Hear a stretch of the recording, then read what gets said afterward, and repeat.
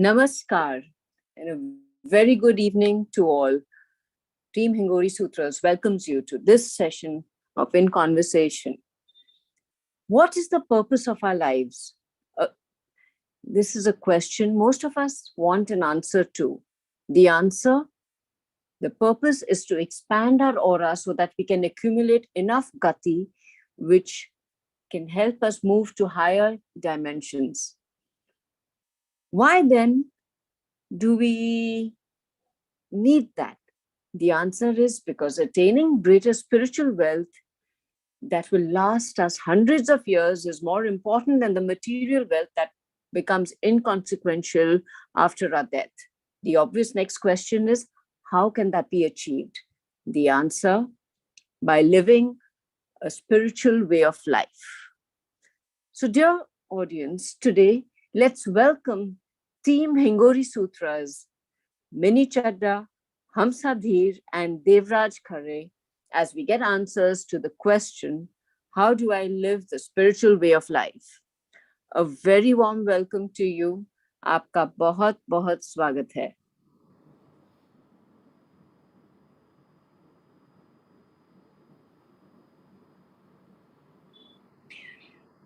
Hello, Mini. Mini, if I may put in the first question to you. Yes, Anjali. Yeah. No, the cliche that if you are spiritual, you must wear a long robe, grow a long beard, if you're a man, or wear no jewels and wear a simple straight sari dressed as a sannyasin if you're a woman.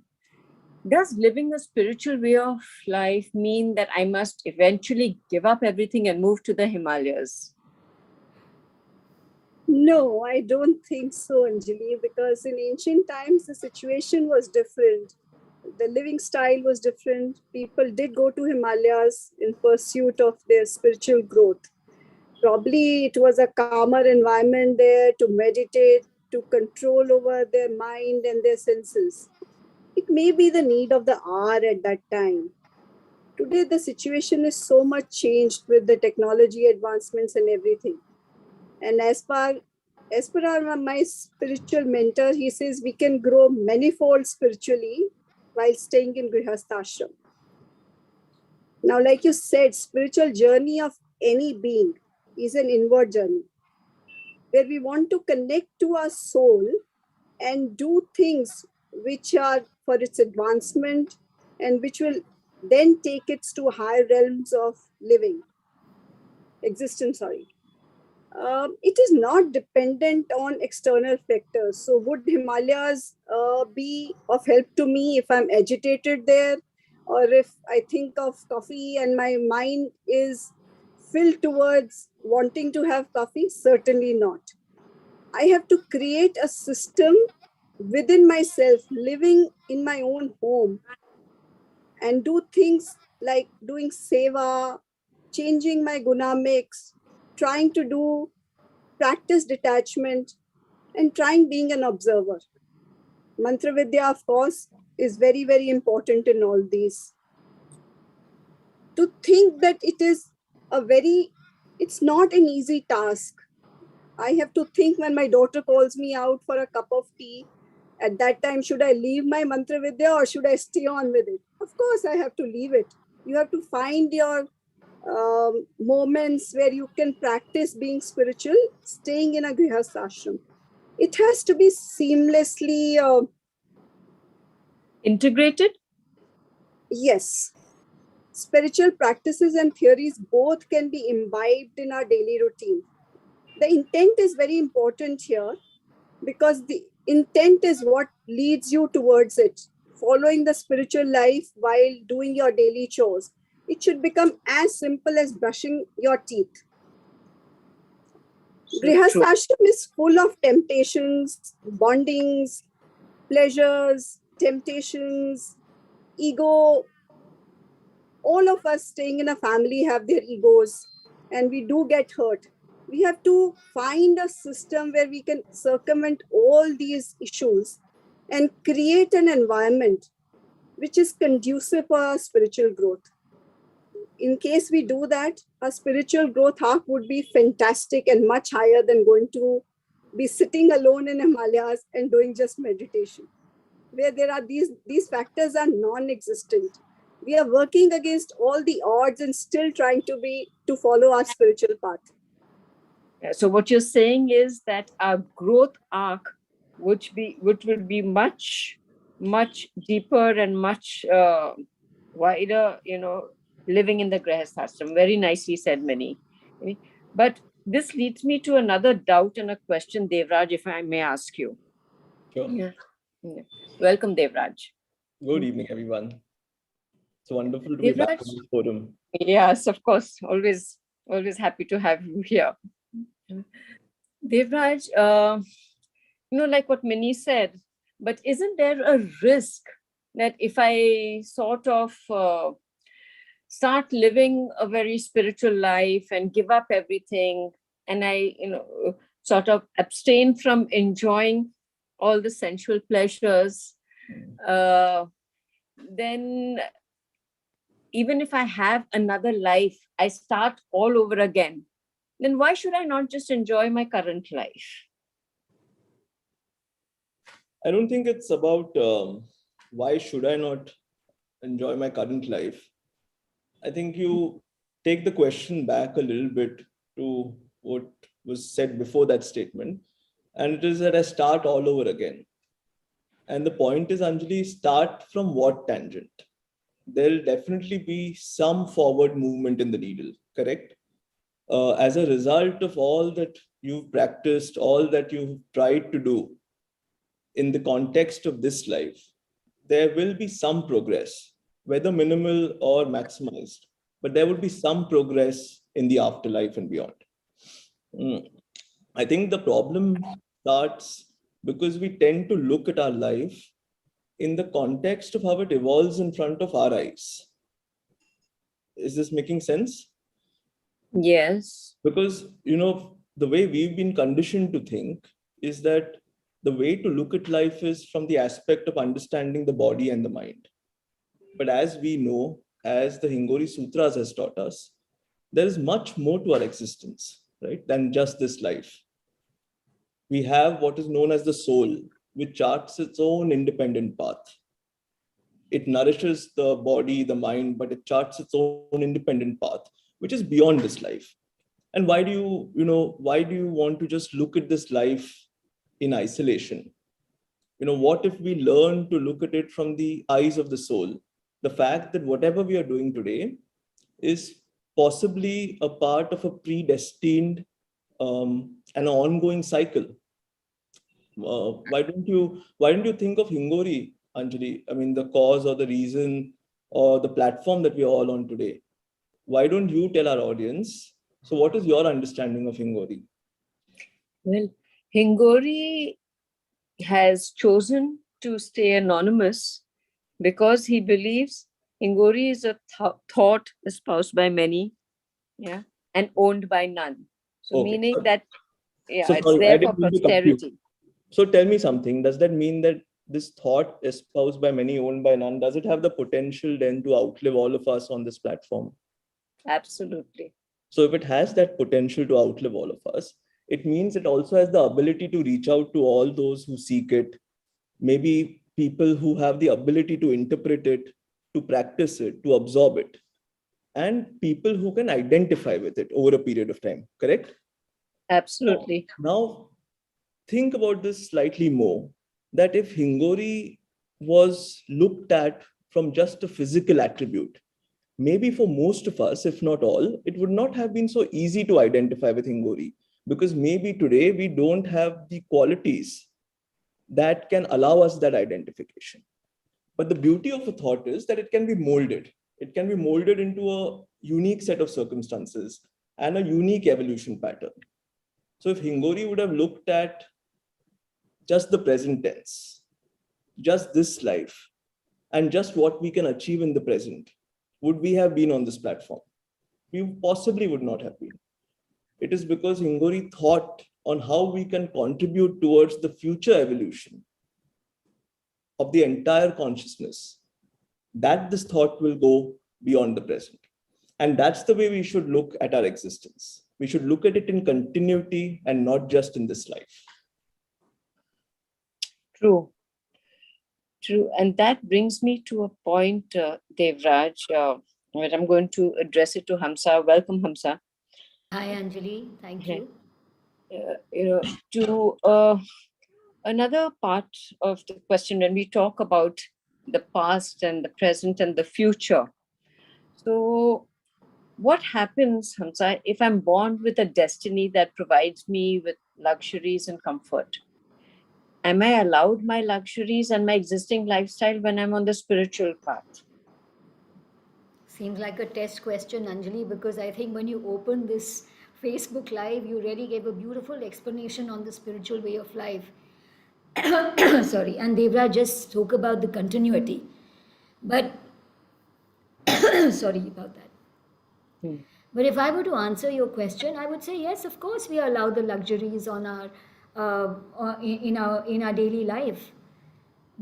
And let me qualify that, right? Given the topic of today's discussion is spiritual way of life, if we are spiritual beings, then we realize there comes a point in our lives when we have the understanding that all we need is just the basic necessities, and everything else that we have in terms of luxuries is a surplus.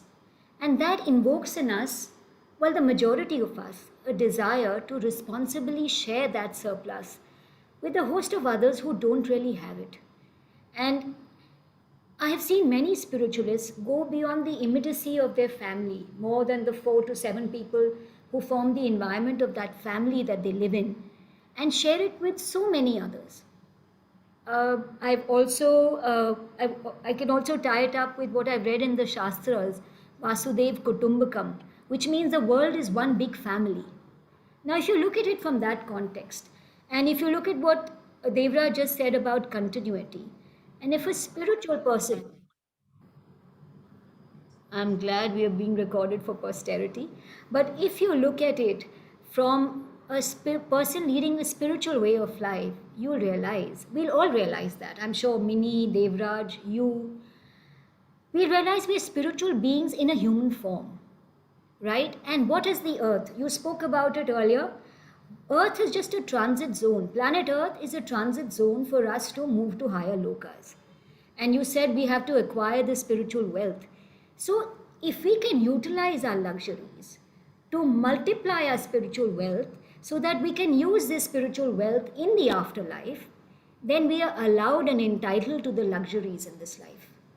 On the other hand, if we look at the luxuries and we get attached to them, we get caught up in them, then it's an expenditure of our spiritual wealth. So then take a call. Do you think you want to spend your spiritual wealth or you want to multiply your spiritual wealth? Accordingly, this question can be answered by everyone.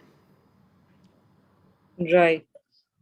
So, what I understand from what you said, Hamsa, is that, through our past karma, there is a fructification of stored samskars in our hard disk for in this life, which is then brought into our chit or our, yeah, by an energy called vasana or sensual pleasures, which sort of is coming from our last life. Yeah. So, So what you said was that, instead of being absorbed by it, if we move towards sharing it, we can sort of accumulate or do. So the other word is seva. We could accumulate that wealth for, or what we call as the after death dollars, or for a spirit life. Right? So I totally agree, Anjali, because if you look at the earth and if it's just a luxury hotel, then why make this luxury hotel a permanent residence, right? Our aim is to go to the upper lokas and then beyond. yeah. Okay. So then my question to Devraj is, Devraj, then will I be able to? Can I lead a normal life, as well as a spiritual life, or do I have to stop enjoying everything and become dull and boring? I don't think any of us on this forum look dull and boring. And I don't think we profess to be also. And I think we seem to be doing a decent job of balancing both parts of this life, or two parts of this life. But I think you don't even have to look at us on this forum. I think, Anjali, why don't you look at Gurudev's life? And a life that, most of us can, all of us are inspired by, and most of us are not even sure if we can aspire to reach. Of course, we can make an effort to, but look at Gurudev's life, Anjali. You hear that podcast which is there on the Guru of Gurus, which this podcast called The Family Man, and Right. that these interviews of Gurudev's, of Mataji and Gurudev's children, it's so wonderful, it's so endearing that a Mahaguru who graced the lives of so many millions of people, who continues to grace the life of so many millions of people in the afterlife, he led a perfectly normal life. He led the life of a soil survey officer. He led the life of a householder. He used to take his wife to the theaters. He used to go with his disciples to have golgappas on a bike. He used to pack DVDs for his kids when they used to go on summer camps, the entire family, correct? He used to Absolutely. inquire about his children during their exams. What a wonderful way of leading a normal life. And yet we know this, all of us, that each day of his life, from the time he got up to probably the time he slept, every moment was involved in seva. The key was that, and that's something we can all try and aspire towards. The key was that he managed to enact the concept of emotion without experiencing it. So I think it's not about making life dull and boring. The key is to have a receptive attitude, which is extremely critical, because spirituality or spiritual knowledge, it creates a shift in a consciousness of not just our perception, but also our perspective. And hence, what it does is that it enhances our present existence. It deepens that whole experience or that whole existence. And this is not denied by spirituality, but it is further taken ahead by spirituality or spiritual. Nicely, very nicely put, Devraj. But again, it gives rise to another question, Hamsa, if I may ask you. You Sure. know, I mean, what Devraj just spoke was about one spiritual path that we know, that we've heard of, and that all of us are inspired by. The Gurudev's set example. There are many different spiritual paths or schools propagated by different religions: Buddhism, Jainism, Islam. What is the right path, Hamsa? Anjali, I think the right path for any individual is the path that that individual naturally gravitates towards, or whatever the person has an inclination towards. And if I may take recourse to a common phrase, ultimately all roads lead to Rome. And the roads can be longer, they can be shorter. It's not so much the length of the road or the path, it's actually the speed of your progress on the path. So the question that arises is, how do I accelerate my progress on the path?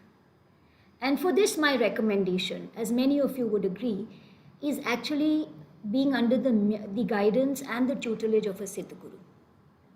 But naturally, if I am going to be proactive and if I can sense what the audience possibly is thinking, the question may then arise, what if I do not find a Siddha Guru? What then? So for that, I'm going to share an inspiration that I have had. And the inspiration comes way back from the Mahabharata times. The story is of Eklavya and Guru Dronacharya. When Eklavya wanted to learn archery and Guru Dronacharya was not capacitated enough to teach him physically, Eklavya created a stone statue and became such an adept archer practicing in front of the stone statue that he was better archer than Arjuna, who was actually trained by the physical form of Guru Dronacharya. So what is the story leading up to?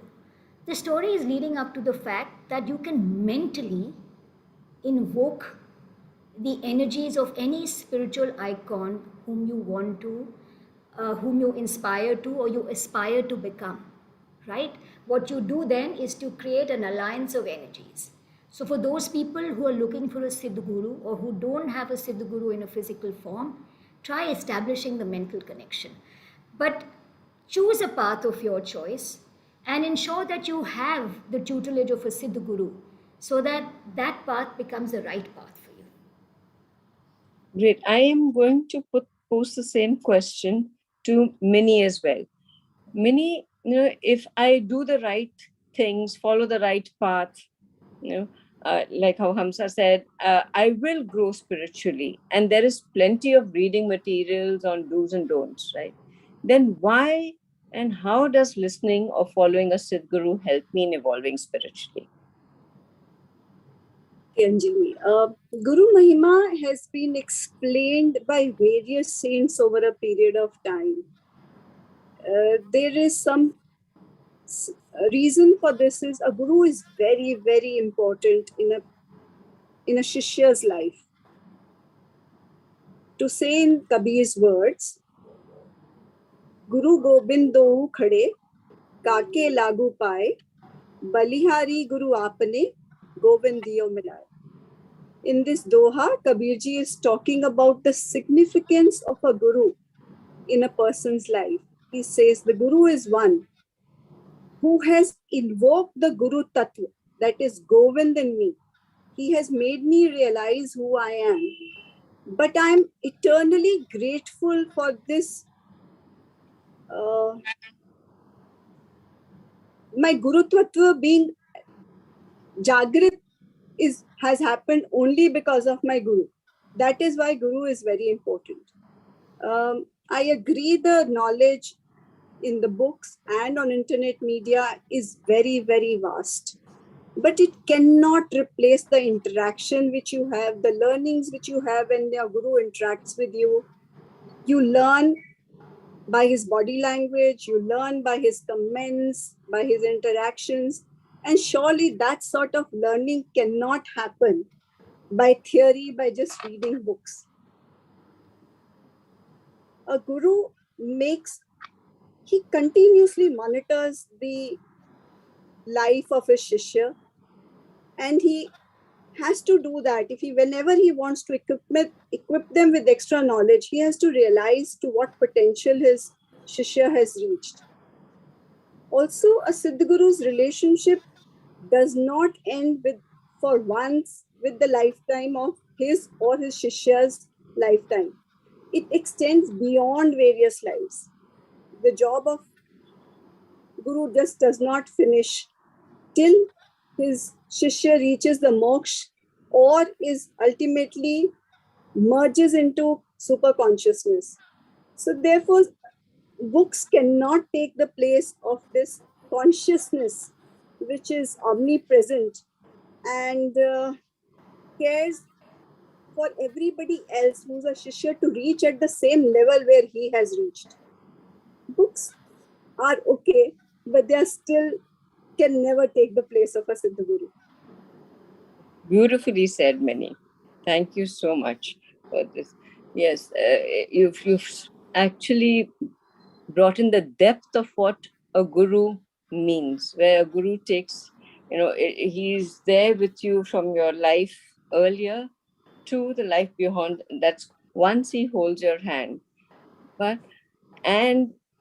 I now want to address the other side of it, that of the shishya. Devraj, if I may ask you, I don't have any of the exotic experiences that a lot of people may have experienced. For example, the outer body experiences of miracles, or the guru coming in their dreams and giving them a mantra or instructions. How can I then gauge my spiritual progress when I have had no collaborating experiences? I think Anjali, you're asking me this question because you knew me in the phase when I grappled with this thought. But no, I don't think there's any straightforward answer to this. But what you don't know, and what actually is a wonderful thing to share today, is that how I got out of this quandary. And the person responsible for that is this wonderful lady who's on the forum with us, that is Miniji. It is Miniji who shared with me, and don't catch me on the exact words, but what she shared with me is what made me actually get out of this thought. She said that if you have a faith or a belief that there is some meaning to this life, that by itself is enough to undertake a spiritual journey. And I think that, in a sense, taught me and should serve as enough knowledge for all of us that spirituality is not about being competitive. It's not about being accomplished. It's not about our achievements. It's not about even evaluating the experiences or the lack of these so-called exotic experiences. It is basically a very unique set of circumstances. It's a unique journey with a unique evolutionary pattern, which at some point of time will merge into a single or a supreme consciousness. And if you look at it from a very simple, practical, day-to-day aspect, then spirituality is also a belief that we are all connected with each other, that there is no division, there is no distinction between any of us. And that connection is something that exists beyond and despite ourselves.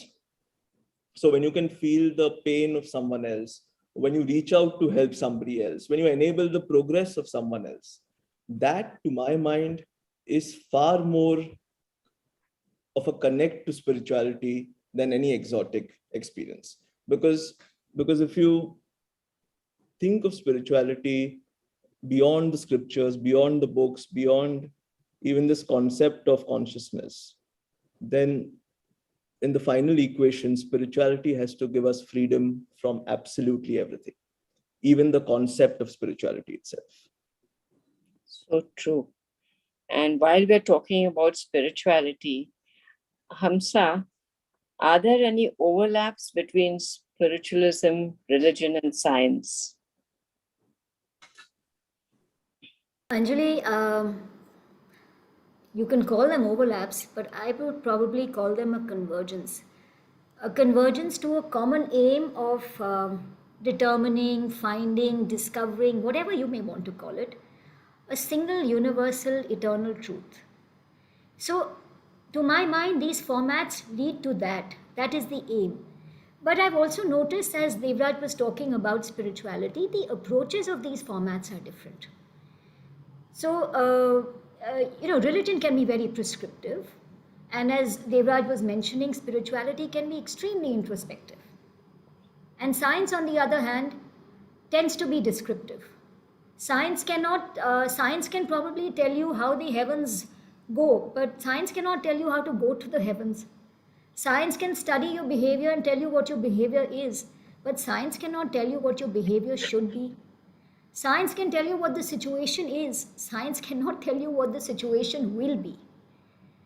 But what I have seen of late, and quite recently, especially since my interest in this question has been piqued in the last few years, and that is that science has been validating spirituality.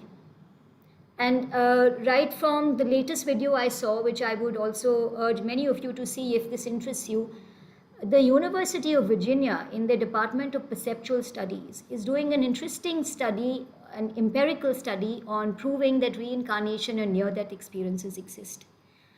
But if I were to talk of something really relatable and closer home, then let me talk about the miraculous jal that's given at Gurudev's Thans for healing people. And not only Gurudev, but a lot of seers of the past have used water as a medium of healing. But until a few Japanese scientists came by about a decade and a half and discovered the various properties of water, I had no idea what was it that made water such a medium of healing. Today I know that water is responsive. It can respond to sounds, it can respond to unspoken thoughts. I know that water has memory, and I also know that water can entrain with higher energies. And all of us who are familiar with Gurudev's life and Gurudev's Thans across the country and all over the world are aware of the miraculous powers of the Jal and how it has been used to heal and has successfully managed to heal so many others across the world.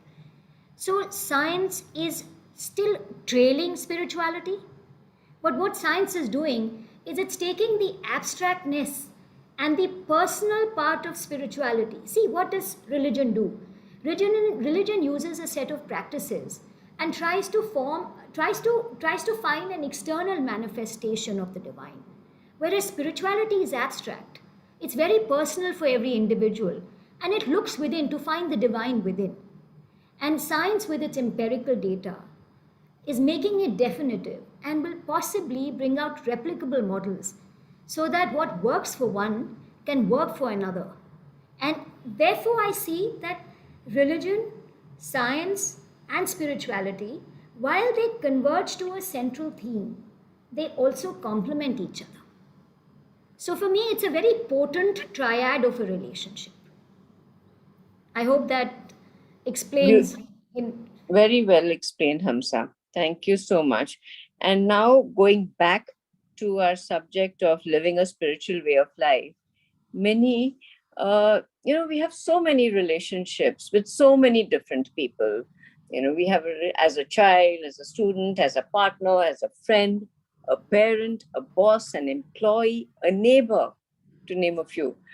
Sometimes you are looked at in an odd way when when you're following the spiritual path or you talk about spirituality, not because they mean bad, it is just because they are not so spiritually involved.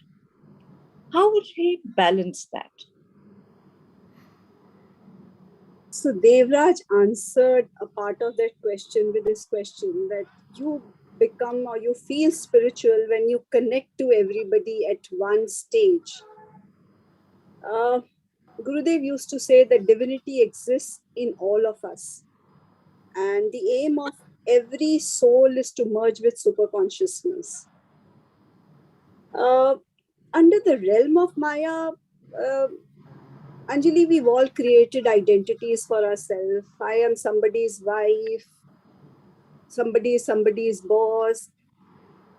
The aim of spirituality is to get rid of this baggage, become identityless. Everybody in their journey of conquest, journey of spiritual evolution, everybody is in a different stage. I look at it. A person who's not so spiritually inclined, maybe because of his karmic balance sheet, maybe of his sanskars and the other things, is not inclined at a current time when I am inclined towards spirituality. I should learn that ultimately for everybody the goal is same. We are all on a journey. Somebody started late, somebody has started earlier, and sooner or later everybody will reach that spot. Instead of getting irritated about it or to feel uncomfortable, I think everybody should just ignore it and let them flower at their own space. Probably the guru is the garden in the garden where all of us are flowers and he's watering us. Every flower will bloom at its own season and its own time. So why be judgmental about it? When it's their time and calling, I'm sure they will reach there. We can guide each other, but we cannot decide their journey for sure. Another factor which helps me, again, constantly told by my spiritual mentor, is empathy is one factor we should always look at when we look at people whom we feel, which is again wrong behind us, because again, that is Maya, that's again perception. But being empathetic towards other people's spiritual lives and constant awareness of these facts, we'll be very receptive to anybody and everybody who's following or not following the spiritual life. So for your own mental peace and harmony of relationships, I think for the time being, you can just ignore and leave it to the super consciousness to take them towards meeting him. Yeah. Very nicely put. So in other words, I mean, what I also understand from you is vairagya or detachment. When you said we need to break our own identities, so So if we aspire for higher levels of consciousness, then you need to detach.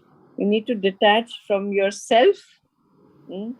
So the ego does not get affected by a reaction or a response from, say, your friends or your family or any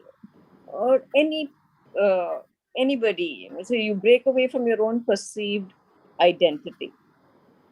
Very nicely put, Vinny. Thank you so much for this. And but sometimes, though we can be very understanding and empathetic, we do need to live in this world. We do need to earn our own keep.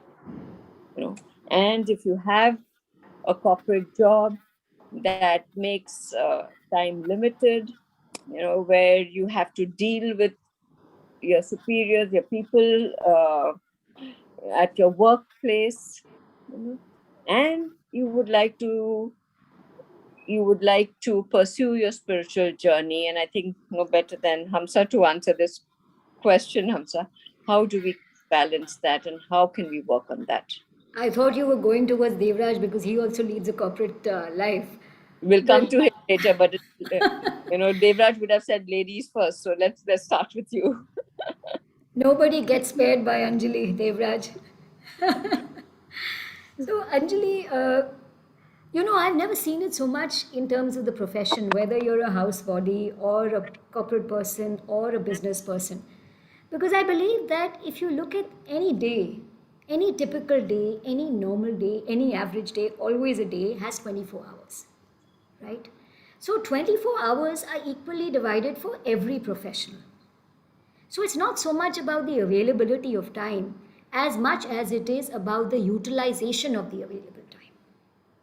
So whether you're a housewife or a corporate person or a business person, if you can utilize the time effectively, then you are uh, doing whatever it is required to be on the spiritual path of life. And let me give you the example of Gurudev. I know we've spoken about Gurudev. Devraj also spoke about it earlier when he referred to the family man. But let me speak about the office life of Gurudev. Gurudev performed all his duties with sincerity and diligence, and it's not a devotee saying it. It's also because his boss endorsed it, and we have it on recording with us.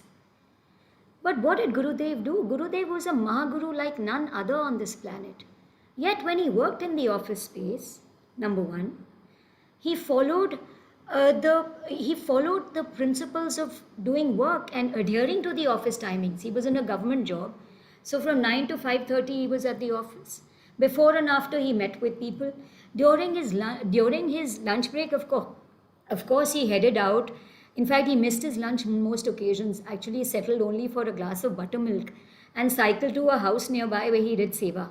But even in the tea breaks, I've actually, Anjali, seen Gurudev's office is now the office he used to sit in on Pusa Road is now just Mm-hmm. remnants, right? But I did happen to go there in 2017 when I took a few photographs, and the first floor where Gurudev used to sit, right below was where Gupta ji's juice and tea stall is. A lot of people will still find Gupta ji's juice and tea stall there. So Gurudev could actually see the hordes of people waiting for him to meet him, but he wouldn't leave office to do that. He would actually go there during his tea breaks. Right? So, what did Gurudev do? He did his work with diligence and yet he followed a spiritual path. Moreover, when he went to camps, and camps were at least 6 months in a year was camp life, not the same camp, obviously a series of camp. But he used those camps as training grounds for his disciples, and he also doubled it up, most significantly, as grounds for mass healing. So here he is leading a very duteous life and yet leading a very, very spiritual way of life. So if we can take inspiration from that, then obviously the meaning is very clear. It is about the utilization of the available time. Right. Thanks, Hamsa. Devraj, what do you have to say about this? No? I'd just like to add something to what Hamsa said, because Hamsa, adding to what you said, because it's so wonderful what you just said. I once had the opportunity to meet Dr. Shankar Narayan, who was Gurudev's senior. And, it was maybe a decade back when he told me this. I think it just numbed me in that moment of thought. I won't repeat everything that he said because you've actually explained all of that so wonderfully. And he was explaining to me about Gurudev's humility while at work. Shankar Narayan ji was his senior, and Gurudev at times used to even come and serve tea to Dr. Shankar Narayan. And he said that when we used to leave office, and sometimes I think they used to leave office together also after 5:30 or 6 or whatever was the office timing. As they stepped out of office, Dr. Shankar Narayan touched Gurudev's feet.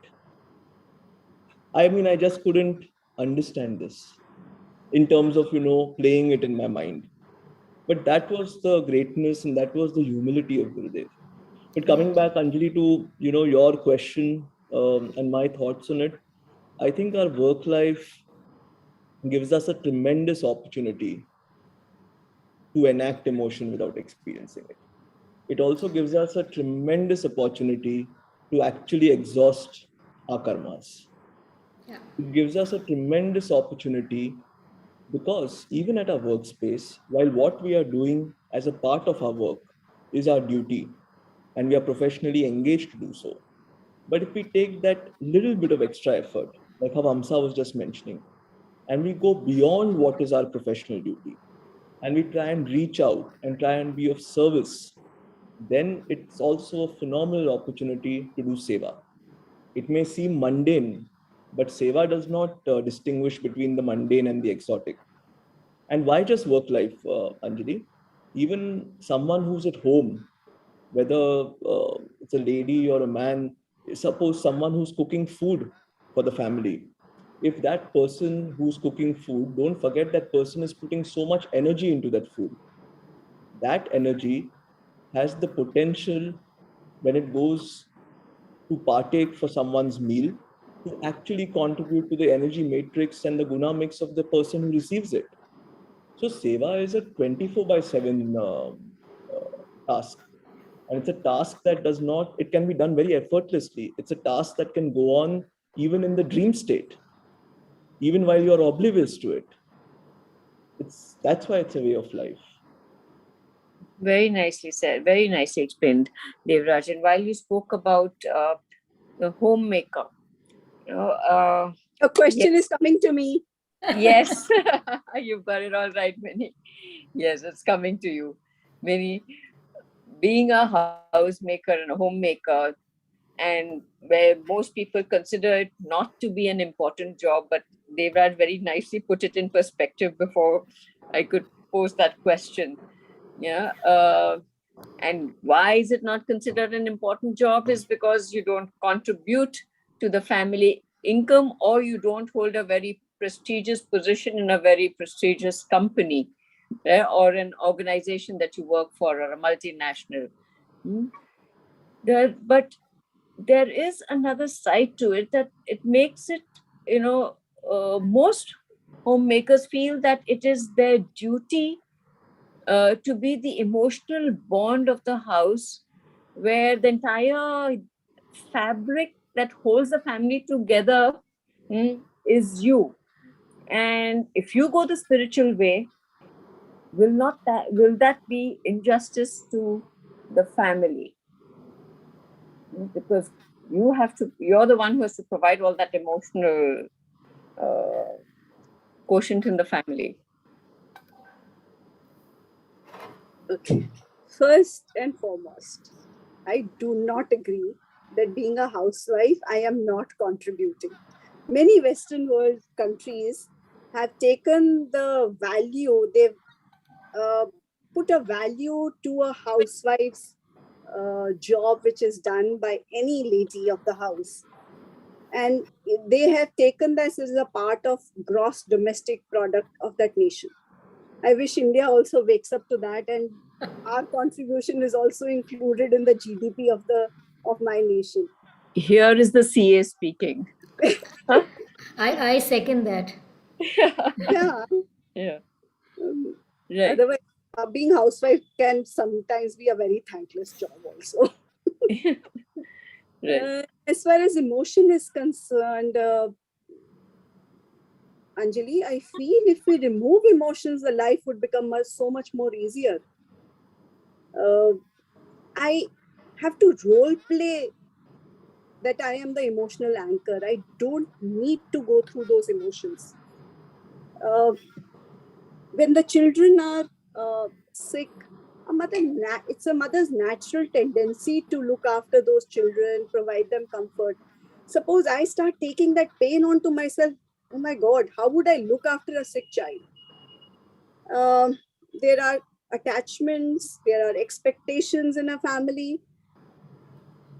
A woman's a woman or any man or any family member should pay attention, should be concerned, but not go free flowing in that emotion and create a hindrance for himself or herself. Being a housewife and being spiritual are not two mutually exclusive terms. They can both coexist together. If I'm a good sister in law, I can provide good support to the other members of the family. I think they would rather have a non interfering sister in law than the one who's overbearing with her emotions and all the drama which comes along with it. So, role play, as he's been told by Gurudev or was followed by him, is a very, very important factor to stay balanced.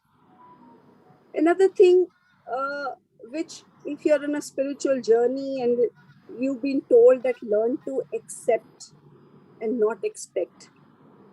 Imagine when your child comes home and the mother is not raving and ranting to him, listen to me, I need your time, I need your time. And when she accepts the fact that the boy or the girl or the child has come home tired and give him his space, wouldn't the child appreciate that more? Sometimes in a family, it is important to let things flow because you're observing it from a distance, not the way they are doing, the way they are falling or going through.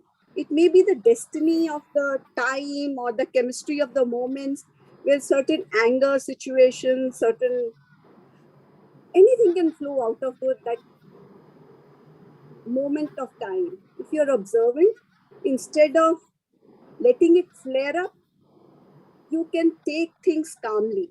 And I think it's very important for the housewife to be non-emotional because then the semblance of the order can be achieved very fast. Yes, you do need to care for your family, but you need to care for your soul as well. Don't become an overindulgent mother, but that does not make you indifferent to their situations.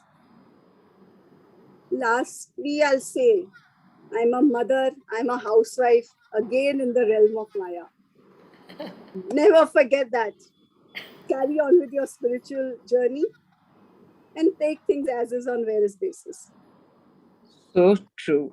So true. So from what I understand, from you is that if we understand that emotions, are an expenditure where it consumes your aura, you would adopt the concept of role play very quickly.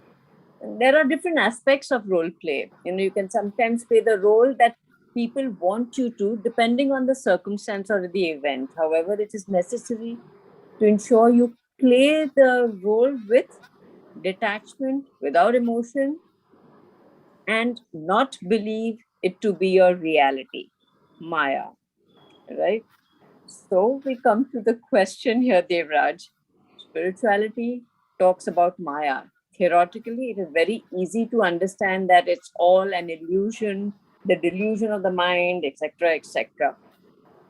How do you expect me to believe it? How do you expect me? Because I mean, isn't it so true that when I can touch, I can feel something, I can see, I can hear, I can smell the aroma of coffee, how like how, in the Himalayas, like how Minnie mentioned earlier. And all that is so very real. So how do you expect me to believe that this is all Maya? And yet, Anjali, all of that is actually, I mean, an appearance. You know, I think Maya is an extremely visionary thought, and that's actually the best way to look at it. Uh, I think the Brahma Rishis, the seers, the saints, many evolved souls, they understood this because while we try and speak about the five senses, and that is potentially the limitation of most of our experiences, they actually were able to look beyond that, correct? And they actually, what did Guru Vashisht tell Ram in the Yoga Vashisht? Guru Vashisht told Ram that the world as we know it is nothing but an optical illusion. And hence, one should not spend a lot of time dwelling on this, not allow the mind to dwell on it. Rather, ignore it. Chart your own progress. Because Brahman by itself, conceptually, is nothing but a void. And if Brahman itself is a void, then how is it that all of what we see, all of what we hear, sense, everything is nothing but actually an experience? Now, if you look at it from the aspect of how do you address this on a practical day-to-day basis, look at it. Look at how I'll tell you how a spiritualist will look at it, and try and give this a thought. There is this concept of a shadow, correct? Right. Now, all of us understand the concept of a shadow, maybe a shadow watching over us. No matter how much you nourish that shadow, it still remains a shadow. In the life of a spiritualist, as the progress of a spiritual journey moves ahead, there are not one but two shadows. There is a shadow which is observing you here in the mind and the body, which is living these five senses or multiple senses. And as you observe this, as the shadow observes this soul that is independent from the mind and body, that is actually working towards exhausting all its samskaras, as you reach a stage of coming close to exhausting your samskaras, the shadow itself also, there's a realization that it is nothing but a shadow. So, till such a time, you will be within the realms of Maya. All the cause and effects that are associated with this perceived reality. But you will reach closer to a situation and an understanding that this entire universe exists because of one consciousness. That's what Miniji said, that's what Hamsa said about the concept of divinity. That divinity cannot be distinguished. That divinity cannot be divided. That divinity is one. And yet, Anjali, think about it, without that consciousness, is there a universe? True. That's the way I would look at Maya. Yeah. In fact, I hope Mr. Bankim Agarwal, this answers your question, because he was asking the question as to how, can we balance the life between spiritual, personal, and official life, to to bring in a sustainable environment, or I mean that's how he put it, but I think a very balanced environment. So yes, so it is, I think, very well explained here. Yeah. So may I now open the house? We have a few questions here from the audience. Yeah. And the first question is from Aarti. Aarti says that, is living a good life or not, or looking for a spiritual life not destiny? Sorry, is living a good life or not, or looking for a spiritual life, not destiny.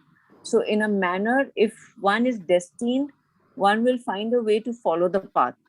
One's guidance appears through a guru, while your awareness is destiny. Any views?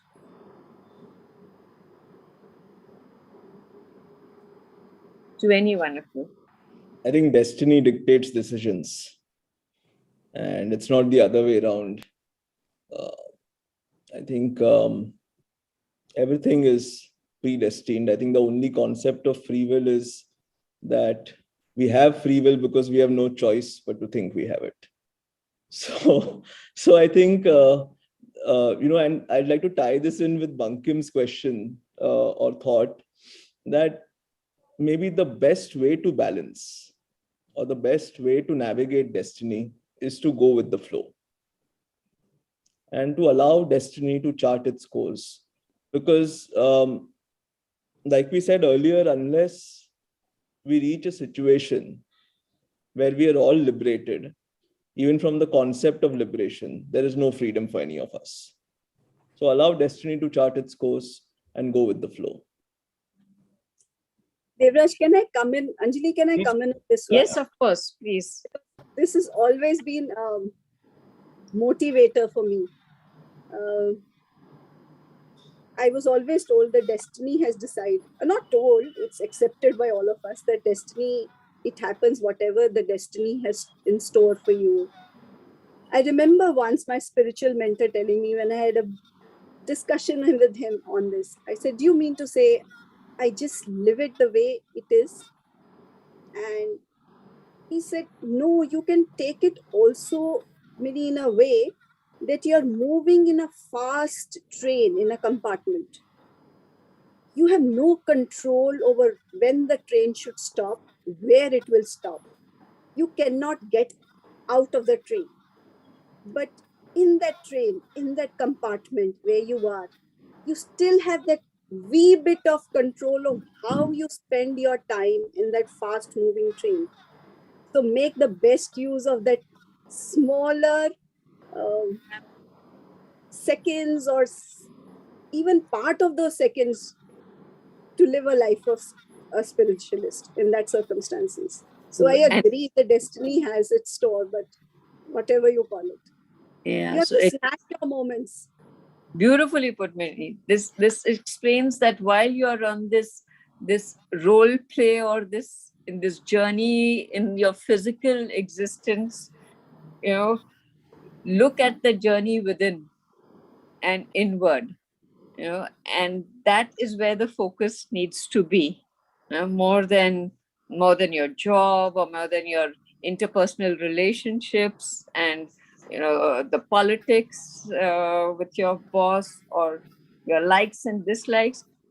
So within that itself, you could make your own little world or life inside and make the most of the journey within and look at what you want to do with yourself inside.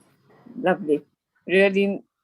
Now, here's another question here from Sumant, who says that there is a fear among many that by being spiritual and when we think of karma all the time, we will get eaten by the sharks around us.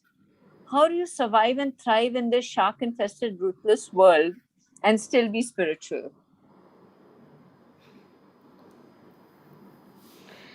I am assuming that the sharks are also spiritual because ultimately we are all spiritual beings in human form. So true. So like how Minnie explained earlier that we all start from the same source and we're going to end at the same source, except for the fact that it is each one is on a cross section of time in their journey, and that cross section is at different levels or at different space. It's spaced out. So we just have to wait. You be at your cross section of time and with your understanding, put in that empathy that they would also catch up one day. Yes. Thank you, Hamsa. And another question here is from Dhananjay saying, I wonder if there is a scientific explanation of faith. I do realize asking for an explanation itself is a sign of lack of faith, but as we understand other concepts, this one remains a little elusive. So, may I take that? Please do, Hamsa. Thank you.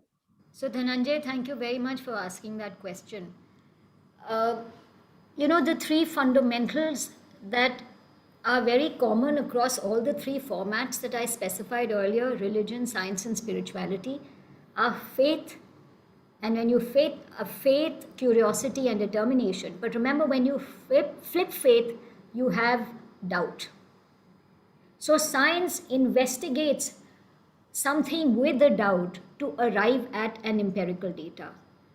Spirituality takes doubt and then walks the path and sees experiences or gets insights, and then it gets converted into faith. So faith can sometimes be the byproduct of doubt, and sometimes it is the flip side of doubt. So examine your own doubts first, and don't be embarrassed to do that, and then realize where your doubts take you. Your doubts will walk you in a direction, but walk that direction, and eventually you will find your own path and your own path of faith. So that's my humble submission to you. Right. Thank you, Hamsa. There is another question here which says, I think the work pressures in a government job would be quite different from that of corporate pressures today. If I may answer the question, when we were speaking about, the corporate life integrate and the spiritual life integrated while you're on a corporate job, both these people here, Hamsa and Devraj, are on a corporate job with major pressures, and they've still found time to to practice their spiritual aspect of their lives and put in a lot of time in practicing seva. So with So, that, I want to move it to Anjali, yeah. sorry, I just want to add a specificity to what you very nicely answered. The government job question, right? Now, look at this. We, both Devraj and I, work in separate corporations, right? The corporation is an institution which has an interface, a maximum of 10,000 people in one particular location. I'm talking of the maximum. But when you're in a government job, you have to look at a population of 1.3 billion. Whatever you're doing in a tiny incremental way is going to impact the population. Now, whoever's asked this question, I think it's a brilliant question, number one. And number two, I want to ask this person who's asked this question to introspect and tell me whether the impact to 1.3 billion people is greater or the impact to about 10,000 people is greater. Very true. Very true. Yeah. And we have another question here by Vinay. Vinay says that till what level of consciousness illusion occurs? Even please explain state of consciousness above the Maya or stage of consciousness not included within the circle of Maya. I think there's a journey that begins from the Paramatma and it ends with the Paramatma, as Hamsa and I were discussing some time back, a few days back. And I think within that journey, at different stages and through different phases, we experience different shifts of consciousness. During each shift of consciousness or our views, our perspectives, our instincts, even our intent shifts. And the way we perceive this concept of Maya, the way we perceive this concept of reality or the illusion changes. So, one of the easiest tests, easy because perceptively it's easy, but it's a very deep test. And it's something that the Ashtavakra Samhita taught us, is how we look at the mirror when we see it. And we can practice this. Typically, Anjali, or anyone for that matter, when you look at a mirror, more often than not, what is it that we see? We see ourselves, correct? Yes. Or what we want to see of ourselves, or hope to see of ourselves. as the shift in consciousness happens, as the Kundalini rises, what we begin to start seeing is a reflection of our true self. We learn to see the aura, we learn to see the inner energy that's a part of our soul and not just our mind and body. And then, as we further progress, and that progression can happen either in this lifetime or through multiple lifetimes, in multiple lokas, you will learn one day to see the mirror for what it is. And that is the mirror itself. Sure. One day you reach that stage of losing or shedding all identification. And everything within that is within the realm of Maya, of reaching that journey. And it's not just our individual journey, it's a collective journey. Maybe that's what they say is pralay, right? How can pralay happen unless the entire consciousness merges into one? Into one. Absolutely. So true, Devraj. And with this, there's one more question by Kalpana. Kalpana, I think this is addressed towards Mini. Is there a difference between seva and one's duty as an individual towards family and society? Kalpana, it depends on how you perceive it and what is your intent while performing that. These are two different things. If I am cooking for my daughter, that's not seva. I'm cooking for my daughter. If I'm cooking for another being, that is seva. So it depends on what is the intent while you are doing the seva. If the seva is, or any act is done wanting Selflessly is what you for mean? benefit, Right. then that is not seva at all. You may garb it in the form of seva, but that is not seva. Seva, when done without any expectation from the receiver of that seva, is actual seva. And if you take it very forward, Kalpana, then the concept of seva also does not exist. If we are all together and we are part of one super consciousness, then kisne kiski seva ki? You're part of that. Then you've done seva for yourself. Tumne kisi ke liye nahi ki. In the realm of Maya, the seva exists because that shows our we have to do it once we break the myth of Maya. Then the concept of seva also does not exist. Then the seva becomes a duty where you do not want anything in return. You are doing it for the being who is being served. This is how I look at it. You know, Anjali, Miniji has actually decoded a very important concept, which is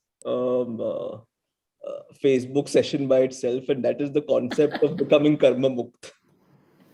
I think what Right. you just said is the key to decoding the concept of karma mukti. So Non-dual. Miniji is already booked for our next session. Thank you. Absolutely. Non-doership is something that that the practice of non-doership is to not to take credit or flack for whatever you do. You know, it is to understand that it is the destiny that is playing its role in what you actually do. So, and when you accept the role of destiny, you stop considering yourself as a doer and transcend, in fact, from the feeling of guilt or pride towards anything, towards any action. Anjali, we were discussing this point some time back where you said sometimes we come as a family, a set of friends, or a set of boss and his subordinate. Probably at some point of time, we are all bound by each other with our karmas. And sometimes you have to go through those relationships to become the karmuk as far as that person is concerned. So, Kalpana, while you were saying about seva, yes, if I'm cooking for my family with the intention that they have to look after me, they have to do this, they have to do that, it's not a seva. But if I cook for the family and I give the energy that I am a part of this family and it's my duty to do so, then it is my seva. Right. Right. So, But the point is that when you reach that point of non-doership, where many evolved souls have given up their sense of doership, and that is what a spiritual mentor teaches us as well. You feel that what is happening is meant to happen. So when there is no pride or satisfaction, you don't even try to qualify it as good or bad, and that gives you that insight that you rise above duality, where you stop seeing things in black and white, and you stop doing things as if you're doing someone a favor or helping them, but understand that the fact that it was in that destiny of that person to receive that help. yeah, right? you became just a medium to transfer it. And Absolutely. also Anjali, even at the stage of non-doership, you still have to go through whatever you have to exhaust your samskaras. Your samskars. That's just what Minnie was saying. Yeah. So every interaction that you have, whether you have it in, like how Bumpkin was asking, in your office, and when you see that you've spiritually evolved, is what he was saying, and then there's a change in your thought process or your body language, how he's put it, versus the other person. But you understand that exchange is meant to square off certain karmas, pay off certain debts, and resolve them. So do not attach emotions to it. Do not bring it back into your samskars.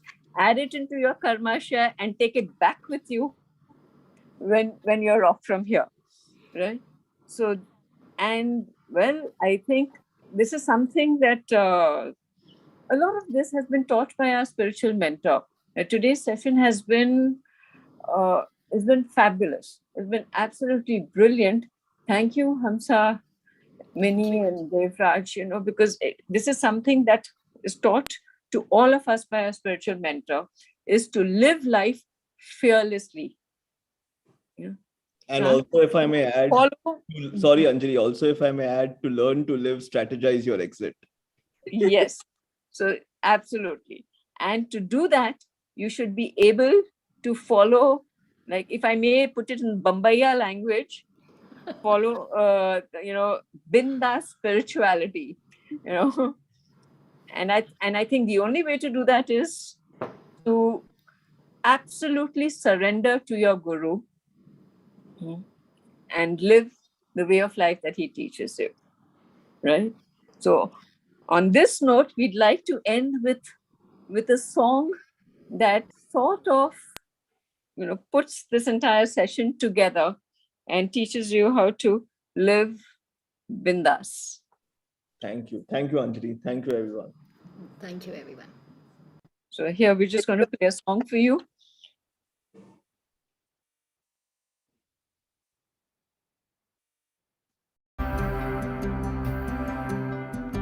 बहती हवा सा था वो, उड़ती पतंग सा था वो, कहाँ गया उसे ढूंढो। हमको तो राहें थी चलाती, वो खुद अपनी राह बनाता, गिरता संभलता मस्ती में चलता था वो। कल की फिक्र सताती, वो बस आज का जश्न मनाता, हर लम्हे को खुल के जीता था वो। सुलगती धूप में छाँव के जैसा, रेगिस्तान में गाँव के जैसा, मन के घाव पे मरहम जैसा था वो। हम सहमे से रहते कुएं में, वो नदिया में गोते लगाता, उल्टी धारा चीर के तैरता था वो।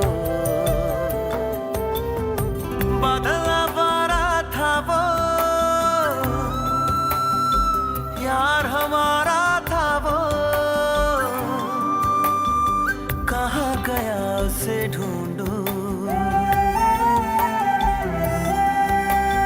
हमको तो राहें थी चलाती, वो खुद अपनी राह बनाता, गिरता संभलता मस्ती में चलता था वो।